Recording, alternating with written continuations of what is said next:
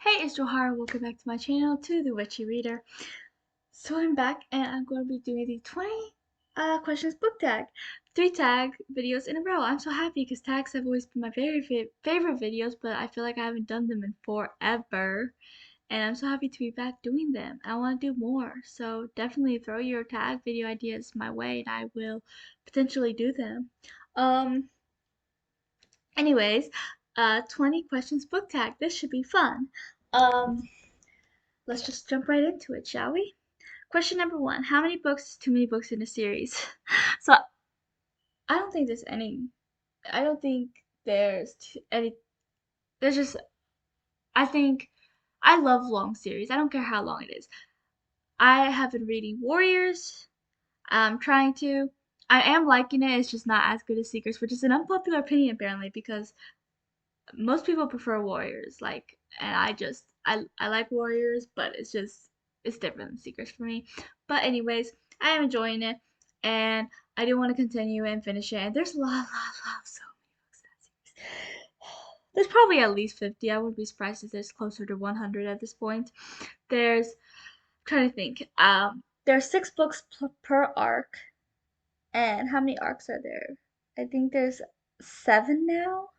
Not to mention all of the super editions and all the novellas, and all the mangas, which I don't plan to read the mangas, but I do plan to read the super editions and novellas because I'm not a huge fan of mangas. The only mangas I read were the 2 they made for Seekers, and that's only because I'm obsessed with Seekers and I wanted more content. So, but with Warriors, even though I do enjoy it, I don't love it enough to read the mangas because I don't generally like mangas. But yeah, so um Warriors, there's a lot of books in it. And I feel Seekers has 12 books, which I feel like is kind of a lot for a normal series to have.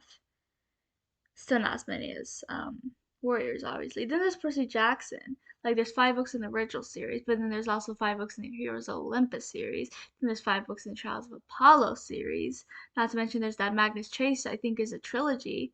Then there's the new Sun and Star book, which I plan to read soon, and Trials of Gods, which I also plan to read soon. Um, Plus, there's supposed to be another book after Chalice of the Gods, I'm pretty sure. So yeah, there's a lot of books in that universe. I've been writing a lot of books in my Realm of Monsters universe. I have the original trilogy planned. Then there's going to be 10 novellas in the novella prequel series. Then there's going to be a prequel novel trilogy.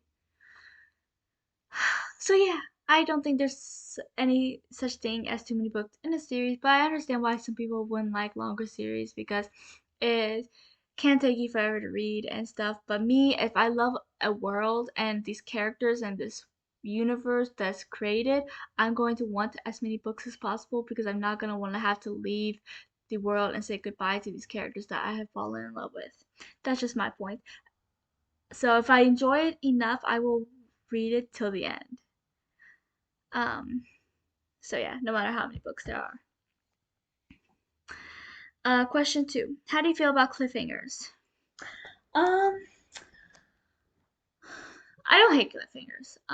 I mean, I will when there are cliffhangers, I want to read the next book immediately. I love writing cliffhangers because I love to be on the other side of instead of receiving cliffhangers.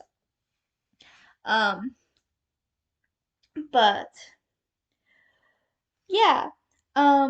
I think cliffhangers can be done really well, and I think it gives the anticipation and the need to read the next book like immediately, which is always important. So yeah, cliffhangers are good, even if I don't like them when I first read them, because then I'm like, I need the next book now, and if the next book isn't out or I can't get hold of it now, it's like, well, that's just sad. Question 3. Hardcover or paperback? I feel like it depends because I do love hardcover, but I also love paperback because I just prefer physical copies in general. But when it comes to hardcover and paperback, I, f- I don't know. I honestly don't know. I think I might actually prefer hardcover just a little bit more, but I tend to get paperback more because they are cheaper. Um, But yeah. Question 4. Favorite book? Well, this is obvious. If it's not, then you don't know me.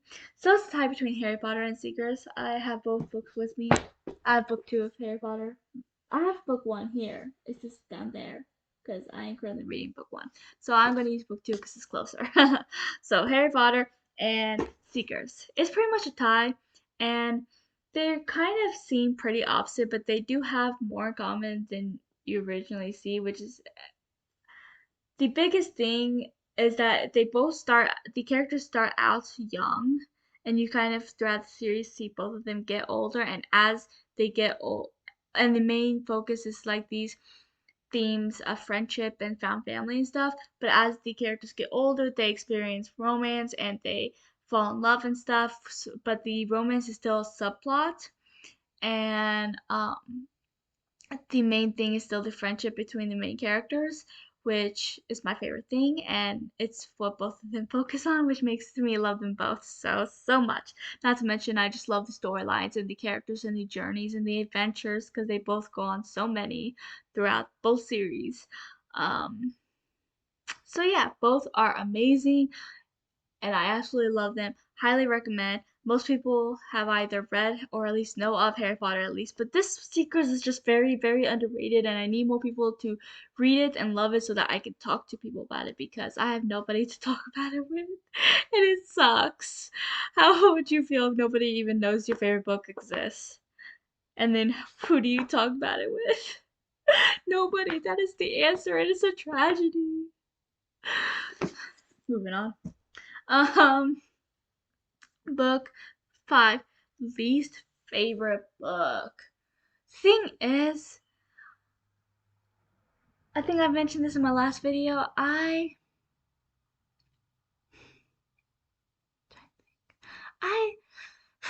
I don't rate. So the thing about me is that I live in this little reading bubble. And I know what books I like, and those books are what I'm drawn to. I know what I like, and that's why. And even when I do go out of my comfort zone, I still feel like I end up picking books that I do end up liking because I know what I like and it's not even when it comes to genre like fantasy. It's like I just know the themes and the stuff I like. So I don't rate books lower than 4 stars very often. And even when I do, it's usually 3 stars, which is still a decent rating. Very very rarely do I rate something a 1 or 2 stars. So people talk about, oh, I didn't like this book, or I didn't like this book, or I had 10, 2, and 1 star ratings this year. It's like I'm lucky if I have one. Because it's just I know what I like and I feel like I don't judge books too harshly either. Like as long as it brings me enjoyment, I'm pretty much happy. Like that's really all I'm looking for. I don't look at things too closely unless there's something that just really bothers me for whatever reason. I can't even think of an example right now. The only book I can think of that I did start, and I don't even know why I started it. Like it's definitely not something that I would like. I think I only started because it does have vampires and werewolves, but it's more fantasy romance than fantasy. And it's like, I don't do fantasy romance, I do fantasy. There is a difference. It's subtle, but there is a difference. Because fantasy, the book I'm talking about is Twilight, by the way. The difference between fantasy and fantasy romance is Harry Potter and Twilight, okay? Harry Potter is fantasy. There is romance in it, don't get me wrong. But it's subplot and it does I feel like and romance isn't actually truly introduced until Goblet of Fire, you know? I mean that's when you start realizing how close Ron and Hermione really are and that's also well I feel like you noticed that beforehand, but they're still so young before Goblet of Fire. They're like pre-13.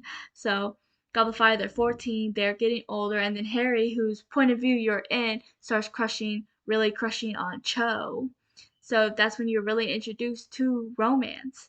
And still, it's a subplot because it's so insignificant to the greater point of the story, which is the universe, the characters, the fight against Voldemort, but also, of course, the friendship between Harry and Ron, or Harry, Ron, and Hermione, because Harry and Ron also has this duo aside from Hermione, which I absolutely adore.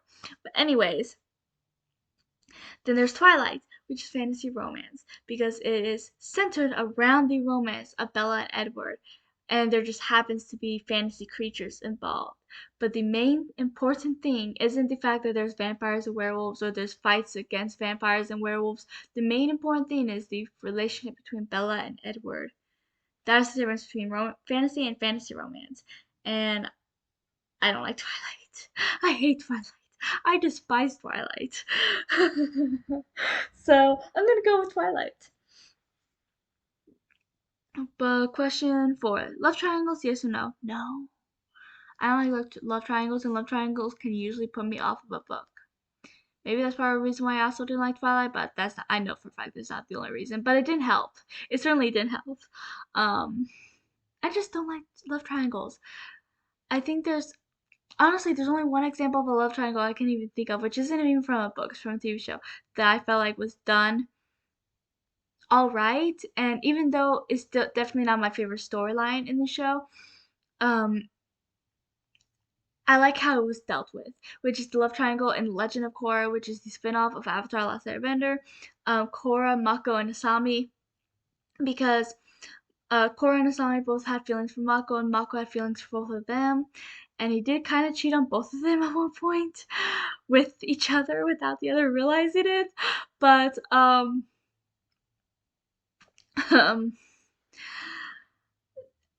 what I love is that there wasn't much jealousy in the end. Like Korra, um, she was jealous when she first met Asami because she had realized she liked Mako from like pretty much early on. But then he ends up meeting Asami, finding a really and he really ended up liking her, so he started going out with her.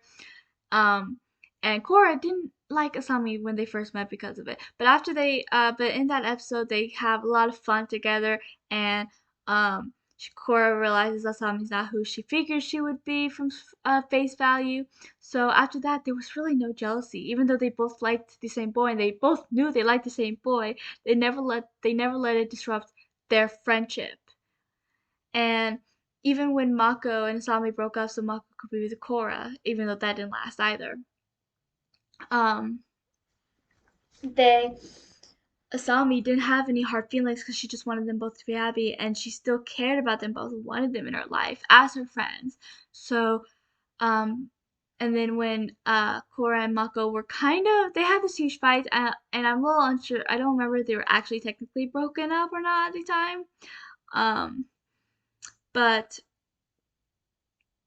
Mako and Asami do share a kiss.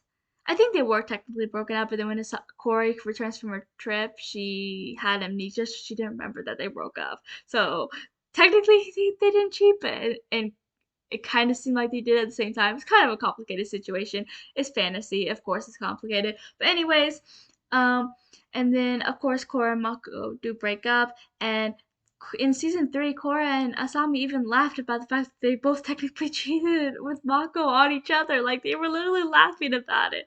Like, and they became so close to season 3, and then season 4 they obviously had feelings for each other. I don't buy anyone who says that the relationship came out of nowhere. Like it was obvious, and I can do a whole PowerPoint on why it's obvious.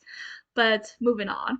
Um, and then by the end of the show, they got together, and I just love how the love triangle was dealt even before the two of them got together. Like it was just done in a good way. Like I feel like most love triangles aren't done in a good way, and I just don't like love triangles. I probably didn't need to rant all that, but oh well. Question 7. The most recent book you just couldn't finish, a book you're currently reading. Oh wait, that I thought that was the same thing. No, that was question 7 and 8. Okay, question 7 is just the most recent book you just couldn't finish.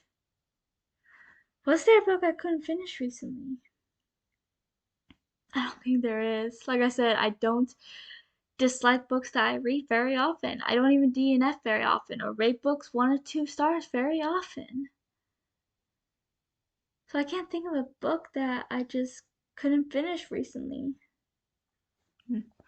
Question 8. A book you're currently reading. Well, I'm currently reading 4.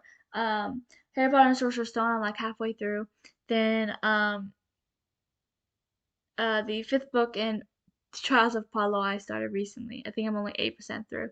And then I started King's Rise before I got into reading slump, so hopefully I can finish that now that I think my reading slump is getting over, which is I have the art copy that was sent to me by the authors in indie book, and then today I started A Good Girl's Guide to Murder because I'm very chaotic and I have to start 4 books at once. Anyways, book not question 9. Jeez, a book you're current. My mind is not here. Okay, last book you recommended to someone. What was the last book? I don't remember. The only thing I remember is the video I filmed before this where I recommended a few in the last 2 videos I did, but I kept recommending Seekers just because I want people to read Seekers, because I want people to understand my love for it and to talk to me about Seekers. So I will never stop recommending Seekers. Like that is the book I recommend more than anything else, just because I need people who understand my love for this book. And I need people to talk about it with, because I'm all alone here. Question 10. Oldest book you've read by publication date. I don't know. I don't pay attention to stuff like that. Like I don't care if it's old or new. It's like as long as it's good and it brings me enjoyment, I'm set. So I don't pay attention to publication date. So I have no idea when most of this was published. But to be fair, I don't think I read books that old, and I don't do it on purpose. I just feel like I don't know. I might be wrong just because I don't know when most of my books were published, but the only book I know for a fact that was a bit older would be the first Harry Potter book, which was, I want to say, 1998 or might be 1997, but I'm leaning towards 1998. So yeah. Newest book you read, publication date. That would be the 4th book in the Mantis Clan series, the Mantis Continuum. I better read it. So I actually read it before it was published, and it was published on Halloween. So yeah. Um, question 12. Favorite author? Erin Hunter. Despite not really writing fantasy, I love Erin Hunter, and I think it's because I love the way they write and the writing style and how deep into their characters they get and how creative they are as writers. Um, so yeah.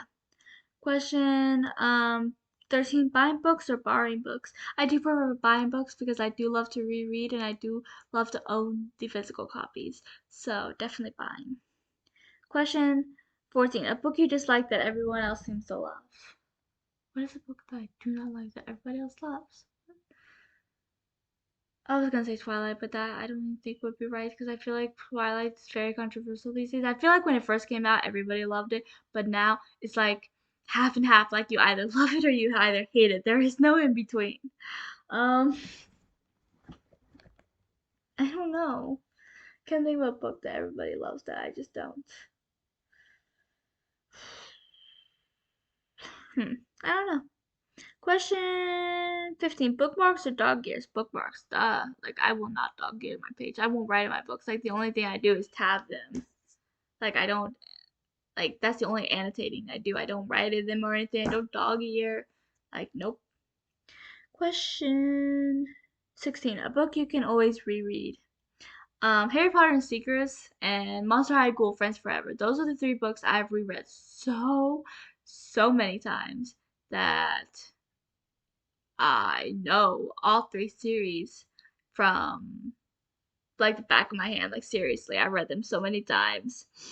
Question 17. Can you read while hearing music? Yes, actually, I read better like that. Um, my feet hurt. I've been sitting in that position for a while. So, um, it's weird because I have ADD and I have focusing issues. And but it depends on the music I listen to. I tend to listen to Soy Luna music because I love Soy Luna music and I love the TV show Soy Luna, but it's also in Spanish. So when I watch it, I have to read subtitles because I do not speak Spanish. But the show is really good, despite being in Spanish and me not speaking Spanish. But so the music is obviously in Spanish for the most part. Surprisingly, there's a couple of English songs, and I do not know why, but there are. um, and because of it, um,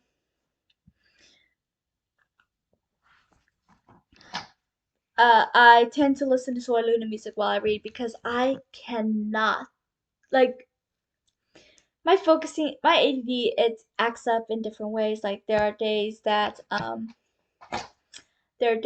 I am having like so much ADD trouble, like I just cannot focus. There are the rare days that even music doesn't help me, but that doesn't usually happen because I feel like music usually helps me, which I wish I knew that when I was in school. Like that would have helped with studying and schoolwork so much more if I knew that music would help me and my ADD. But anyways, um, so there are those days, and then there's the days where my ADD doesn't really act up at all. So it just depends on the day, to be honest, if my ADD wants to behave or not. But um, my ADD acts up worse in silence. Like I cannot handle the silence, which is why I can't go to sleep in silence. I need TV, and it has to be certain shows because it has to be shows that I like and have seen enough times, but not something I love enough because there are some shows that I have rewatched a million times, but I still could not sleep to because I love them too much. Like Charmed and Buffy the Vampire Slayer. I've seen those more than any other show in the entire world. But I still could never sleep to it because I love them too much and I will stay awake watching them. But shows like Phineas and Ferb and Giant Test, I enjoy those shows and I've seen them a billion times. But I can fall asleep during them because they don't make me want to stay up. There are certain episodes I absolutely love, but usually I can fall asleep to them. So I have these random shows I consider my bedtime shows, and I watch them to go to bed. Because I cannot do anything in silence. Like silence just it does not sit well with me. It makes me uncomfortable and it makes me unable to focus more than anything else. So I can't sleep in silence because my mind is racing and I just can't sleep. And I can't write in silence. I can't read in silence. I need something. So that's why I consider my Soy Luna playlist to be my reading playlist as well because since I don't actually really understand the lyrics, it helps me focus. And I don't like instrumental. Like I had put Avatar soundtrack on my phone, but I can't never listen to it because I just don't like instrumental. I don't know what it is about it, but I need lyrics. So Soy Luna is the perfect thing because since I don't understand lyrics, I don't want to sing along to it, and because of that, boom, I have the perfect reading music so that I don't have to focus on so I don't have to worry about the silence and I don't have to try to focus on the lyrics. So that's my perfect solution for my ADD. Question uh 18. One POV or multiple POVs? I actually really I like both. I can read both, but I do really like multiple POVs because I love that's what I write. Like I love getting into the heads of every character and knowing them all fully, what they're thinking and feeling and stuff. And that's what I love to write that because I can't just focus on one character. Maybe that's part of my ADD, but um so I do prefer multiple POVs. Obviously, some of my favorite series don't do that, like Harry Potter. Obviously, it's just Harry's POV, but Seekers does all four of the main characters' POVs. Well, at first it's only three of them because Udrak is kind of technically a side character at first, which makes me sad. But by book four, I think it is, he has his own POV chapters, and um, because like as you see, like this is Khalik right here. She's the white bear, and she's up front, but then you see three of them down here, and but then book two has Lusa up here, and then three of them down there, and it does that, so it changes between three types of bears. But then when you hold on, let me find one of the chapters. Here, chapter 9, Tokolo, and then that chapter's in his POV. And the first book, they're all separated because they really haven't met yet. So, but then even when they get together and they all know each other, they're all hanging out, even though they're all in every chapter for the most part, it still focuses on one of their POVs at a time, each chapter. And I absolutely love being able to get into the heads of all these characters because I love all these characters. Question 19. Do you read a book in one sitting or over multiple days? It depends on how much of a reading mood I'm in and how big the book is. Don't get me wrong, I've read big books in one sitting. I know I read the last Shadow and Bone book in one sitting. Well, I don't know if it was one sitting, but it was in one day, and that book was like over 400 pages. Um, so I can, and I have. I know most of the books in the Mantis Clan series I read in one sitting. Um, so it depends on how much I'm enjoying the book and how big of a reading mood I'm in. Question 20, this last question. Who do you tag? I tag anybody who wants to do this. I tag you all. You guys can tag me in your videos or send me your videos so I can watch them because I would love to. Please like and subscribe and comment your questions if you don't want to do the a whole video on them, or tell me if you have agree with any of these. If you have the same answers as me, I would love to know, and I'll chat with you guys below in the comments. Until next time.